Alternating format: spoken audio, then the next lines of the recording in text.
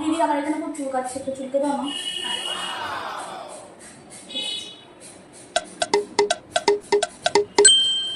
কি হলো? ঘরে না চুলকে দাও না।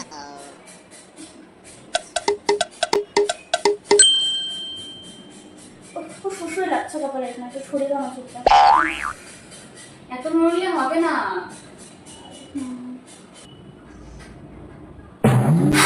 আরে এ কি তোমার এই মেহেদিটা তো নষ্ট করলে?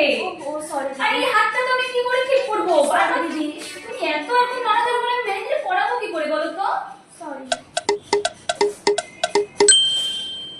দিদি। না আমার কি হলো? না,